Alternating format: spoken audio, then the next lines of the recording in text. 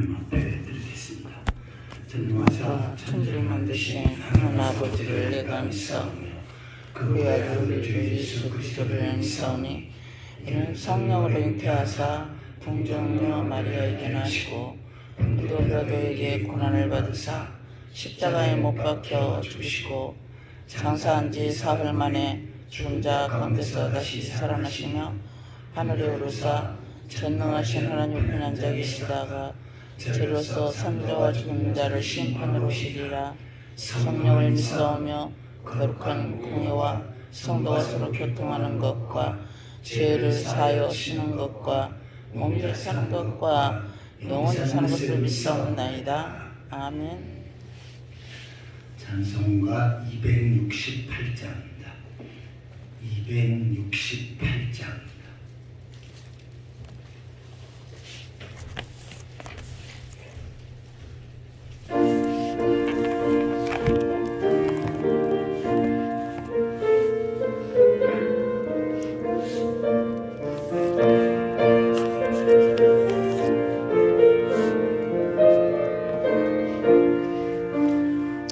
죄에서 자유를 얻게 함은 보혈의 능력 주의 보혈 시험을 이기고 승리하니 참 놀라운 능력이로다.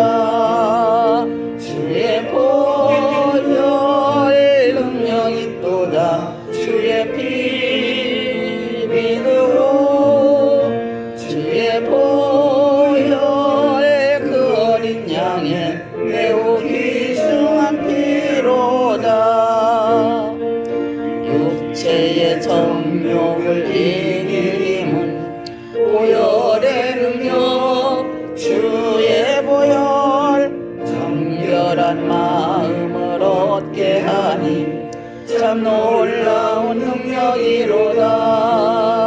주의 보혈 능력이 또다. 주의 피 믿으오. 주의 보혈 그 어린 양의 매우 귀중한 피로다.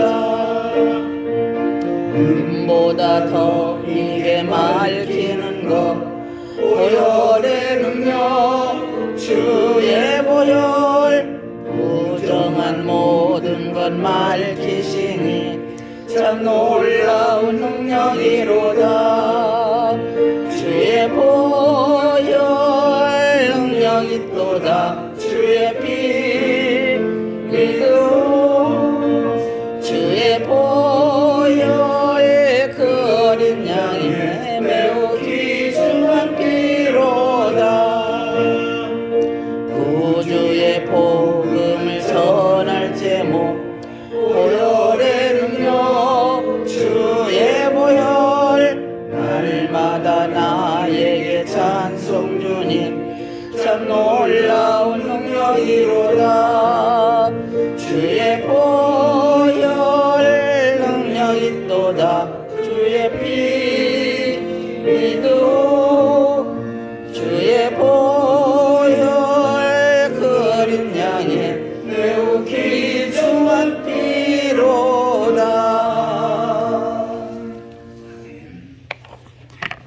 마태복음 5장 27절입니다.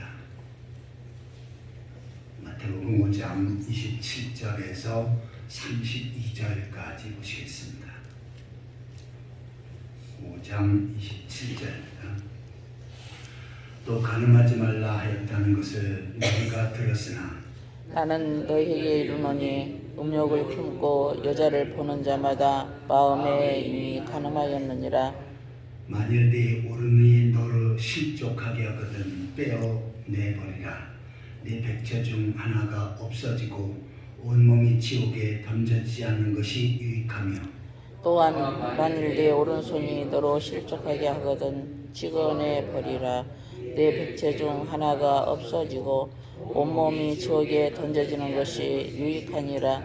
또 일렀으되 누구든지 아내를 버리거든 이혼 증서를 줄 것이라 하였으나 나는 너희에게 이르노니 누구든지 음행한 이유 없이 아내를 버리면 이는 그로 가늠하게 하며 또 누구든지 버림받는 여자에게 장가드는 자도 가늠함이니라.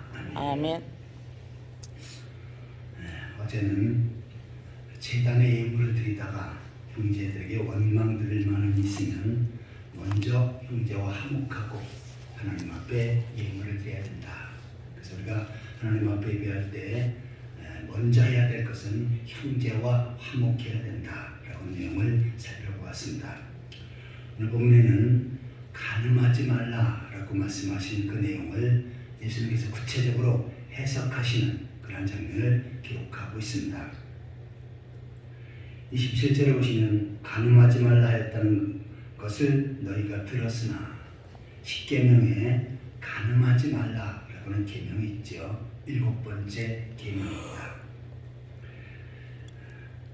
이 당시에 이스라엘 백성들은 이 간음죄를 아주 크게 다루었죠. 율법에 의하면 간음죄를 지은 사람이 있으면 증이 있었을 때 여러 사람들이 보는 앞에서 돌로 쳐서 죽이는 그러한 일을 했습니다. 실제적으로 벌어지는 사건이었고 또한 누구나 다 그렇게 생각하는 아주 큰 죄였습니다. 나는 너희에게 이르노니 음욕을 품고 여자를 보는 자마다 마음에 이미 간음하였느니라. 행위로 간음한 것보다도 예수님은 이 간음죄를 더 확대시키셨죠. 마음에 음욕을 품는, 여기에 여자라고는 표현을 썼지만 남녀 다 마찬가지죠. 남자나 여자나 결혼한 배우자가 아닌 다른 사람 향해서 음욕을 품을 때 이것은 간음죄에 해당되어진다라고 말씀합니다.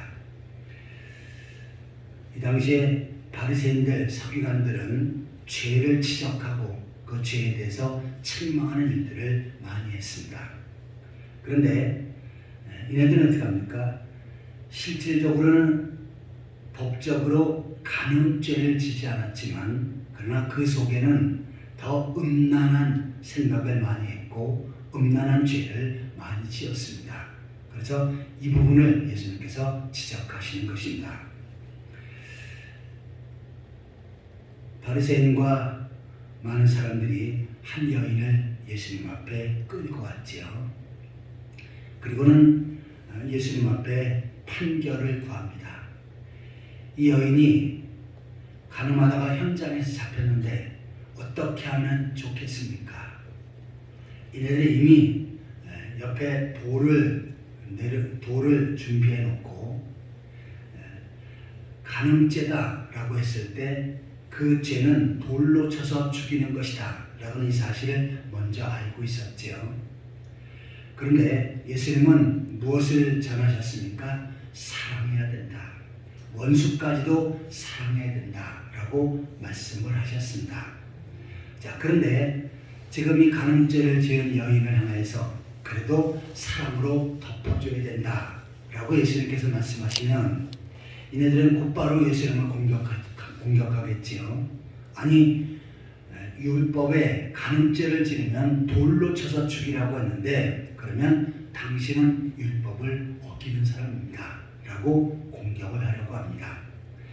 자, 그런데 예수님께서 돌로 치라 라고 이렇게 말씀을 하시면 그러면 이웃을 사랑하고 형제를 사랑하라고 하는 그 가르침은 어떻게 된 겁니까?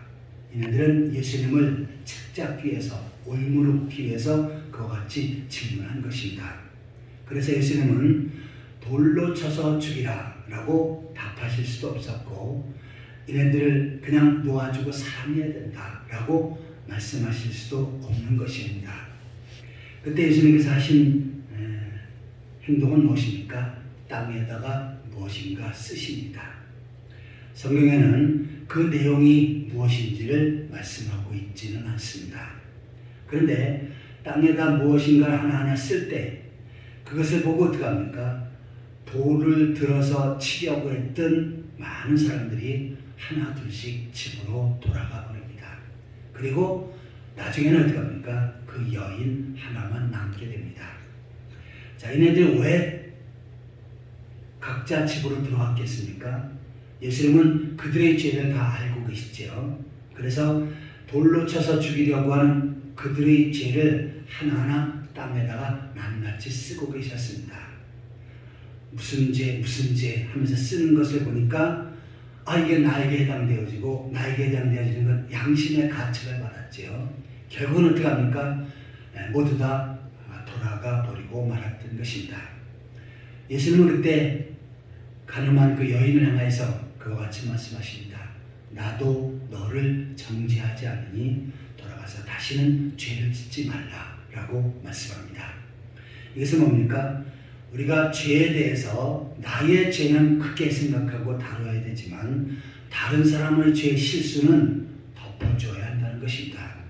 그런데 많은 사람들은 자기 눈 속에 있는 들본을 보지 못하고 다른 사람에게 있는 티끌을 보지요. 나의 큰 죄는 보지 못하고 다른 사람의 잘못과 실수를 보면서 책망하고 자기가 스스로 판사가 돼서 재판을 합니다. 이것은 주님 보시기에 합당치 않은 것입니다. 아무쪼록 나의 죄는 크게 다루고 다른 사람의 실수와 죄는 덮어주면서 주님의 사랑으로 살아가는 그러한 성도들이 되시기를 축원합니다. 아멘. 29절을 보시면 만일 내 오른눈이 너를 실족하게 하거든 빼어내버리라. 내 백체 중 하나가 없어지고 온몸이 지옥에 던져지지 않는 것이 유익하며. 자, 저는 그 학생 때 이 성경을 읽으면서 중고등학생 때 성경을 읽으면서 이것에 대해서 많은 갈등을 했습니다. 자, 오른눈이 실족하면 죄를 지으면 빼어내버리라. 자, 사실 오른쪽 눈, 왼쪽 눈이 어디 있습니까? 보는 것은 똑같지요. 그런데 자, 눈으로 범죄했어요. 그러면 눈을 빼버리라 라고 말씀했습니다. 그 다음에 만일 내 오른손이 너를 실족하게 하거든 찍어내버리라. 내 백체 중 하나가 없어지고 온몸이 지옥에 던져지지 않는 것이 유익하니라. 오른손이 죄를 지었어요. 그 손을 찍어버리라는 얘기입니다. 상당히 살벌하면서도 겁을 먹게 하는 그런 내용이죠. 자, 그런데 사실 눈으로 범죄하지 않고 또한 손으로 범죄하지 않은 사람이 누가 있습니까? 특별히 학생 때는 순수하니까 그러면 나도 눈을 빼버려야 하는가, 나도 손을 찍어야 하는가 하면서 갈등을 했습니다. 자, 그런데 문학의 표현법에는 어제도 말씀드렸지만 여러 가지 표현법이 있습니다. 은유법, 도치법, 그 다음에 가정법, 과장법. 여기도 문학의 하나의 부류를 이용해서 글을 쓴 것인데 이것은 뭡니까? 과장법입니다. 예수님도 과장법으로 설명을 하신 것입니다. 오른눈이 죄를 지으면 그것을 빼내버릴 정도로 나에 대해서 단호해야 된다. 그리고 그 죄를 어떻게 합니까?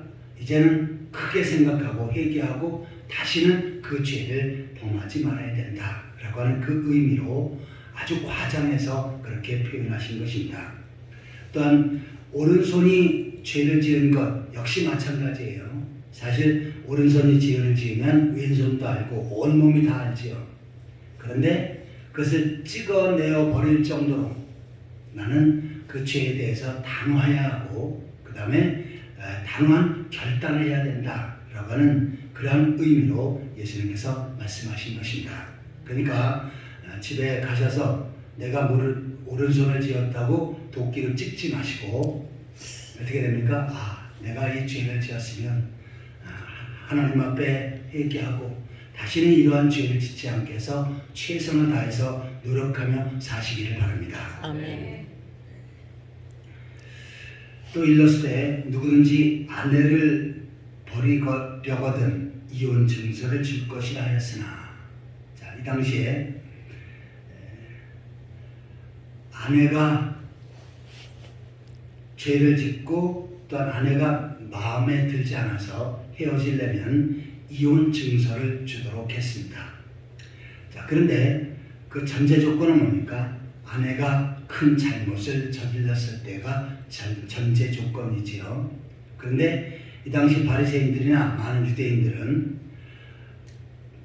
아내와 함께 살다가 아내가 좀 마음에 들지 않아요. 그러면 이혼 증서를 주고서 내쫓아버렸습니다.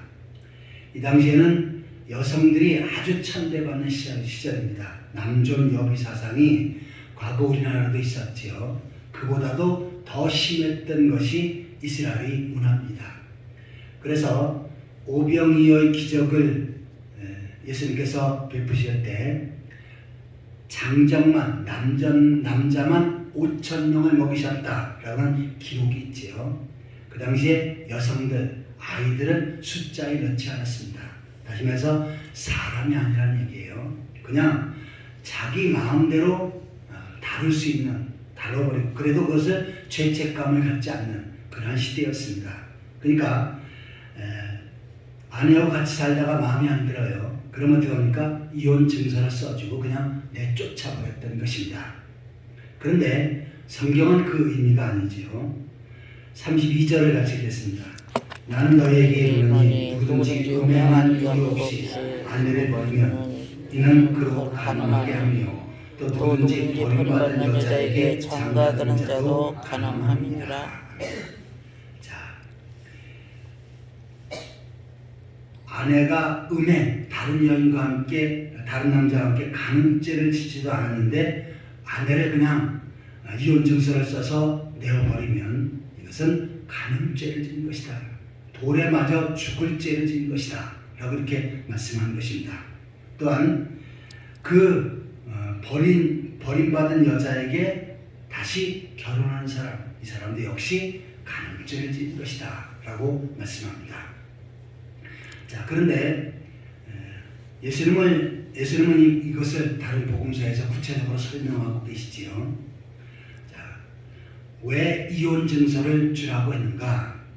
그 당시에 결혼하며 살다가 이혼하게 되면 다른 남자에게 다시 재혼할 수가 없습니다. 여성 아주 비하시되기 때문에 그렇죠. 그래서 다른 남자에게 재혼하기 위해서는 어떻게 합니까? 그 여자를 배려해서 이혼 증서를 남자가 써주도록 한 겁니다. 그러면 이 여인이 다른 남자와 재혼할 때 나는 이렇게 이혼 증서를 받았소 라고 보여주면서 다시 재혼할 수 있는 계기를 주기 위해서 이혼 증서를 써주라고 한 것입니다. 그러니까 이것은 여성을 배려하는 그러한 법이지요. 그런데 남자들은 어떻게 합니까? 이것을 자기를 위해서, 자기가 마음에 안 들면 버리기 위해서 이혼 증서를 써주었던 것입니다. 이것은 하나님 보시기에 합당치 않은 것이고 또한 여성들에게도 아주 큰 천대받는 아주 나쁜 조항이었던 것입니다. 오늘 우리 삶 속에도 마찬가지예요. 내가 하나님의 말씀을 나의 삶 속에 적용을 하지요. 그런데 하나님 보시기에 합당하게 하나님의 뜻대로 적용해야 되는데 그 말씀을 어떻게 합니까? 나의 편의대로 갖다 붙여버립니다. 이 사람은 어떤 사람입니까? 아내가 마음에 들지 않는다고 이혼 증서를 써서 내보내는 사람과 똑같은 것입니다. 하나님은 우리들에게 주신 말씀과 그 의도가 있습니다. 그럼 어떻게 됩니까? 그 말씀 앞에 하나님의 뜻과 의도를 묻고 거기에 따라 순종해야지요. 나의 편협적인 생각을 가지고 나의 이로운 생각을 가지고 엉뚱하게 해석하고서는 그 말씀을 순종하는 사람, 이 사람은 죄를 짓는 것입니다. 아무쪼록 하나님의 말씀 앞에 하나님의 뜻을 분별하고 그 뜻 앞에 순종하며 죄를 멀리하고 더 하나님 앞에 가까이 가는 그러한 성도들이 되시기를 예수 그리스도의 이름으로 축원합니다. 아멘. 같이 기도하시겠습니다. 하나님 아버지, 허물과 죄로 죽었던 저희들이었지만 예수 그리스도의 십자가의 보혈로서 죄를 덮어주시고 구원받게 하시고 하나님 나라를 바라보며 살게 하신 것 감사드립니다. 그러나 때로는 실수하고 죄를 짓고 넘어질 적이 있사온데 그때마다 하나님 앞에 회개하고 죄에 대해서 주여. 강하게 결단하고 더 성숙한 삶, 더 성화된 삶을 살아갈 수 있도록 인도하여 주옵소서. 아멘. 이 새벽에도 주 앞에 깨어 기도하는 성도들 건강을 붙들어 주시고 믿음의 믿음을 더하여 주옵소서. 주 앞에 주여. 깨어 기도하는 모든 것들이 하나님 보좌에 상달되게 하여 주옵소서. 아멘. 주의 뜻과 섭리 가운데 호남중앙교회를 세우셨사온데 이 교회를 통해서 구원받는 하나님 백성들이 날날로 더해지게 하여 주옵소서. 주여. 구원받은 성들이 열심히 품고 주를 섬기며 주께서 맡겨 인사하며 잘 감당케 하여 주옵소서. 또한 말씀을 붙잡고 신앙의 정제를 지키게 하시고 하나님. 세상과 복음을 전하며 땅까지로 주의 증인된 사역을 능력 있게 펼쳐갈 수 있게 하여 주옵소서. 아멘. 오늘도 성도를 한 사람 한 사람들을 지켜주시옵소서. 성도를 가정에 은혜를 베풀어 주시고 복을 허락하여 주옵소서. 아멘. 주님 안에 아름다운 믿음의 가정, 행복한 신앙의 가정을 세워갈 수 있게 하여 주옵소서. 아멘. 또한 삶의 영역에 복을 주셔서 나를 번성하고 창대케 하시고 부욕케 하셔서 주에 위해서 주의 몸된 교회에서 크게 쓸 수 있도록 축복하여 주옵소서. 육신의 가정들 예수 그리스도의 은혜로 치료하시고 고쳐주시옵소서. 건강케 하시고 회복시켜 주셔서 건강한 모습으로 더욱더 능력 있게 주의 사명을 잘 감당할 수 있도록 인도하여 주옵소서. 아멘. 오늘도 하루의 모든 삶을 주 앞에 다 띄웠고 예수 그리스도의 이름으로 간절히 기도하옵나이다. 아멘. 하늘에 계신 우리 아버지여, 이름이 거룩히 여김을 받으시오며 나라의 마음이시며 뜻이 하늘에서 이룬 것 같이 땅에서도 이루어지이다. 오늘 하루 일용할 양식을 주옵시고 우리가 우리의 죄진 자를 사하는 것 같이 우리의 죄를 사하여 주옵시고 우리를 시험에 들게 하지 마옵시고 다만 악에서 구하옵소서. 대개의 나라와 권세와 영광이 아버지께 영원히 있사옵나이다. 아멘.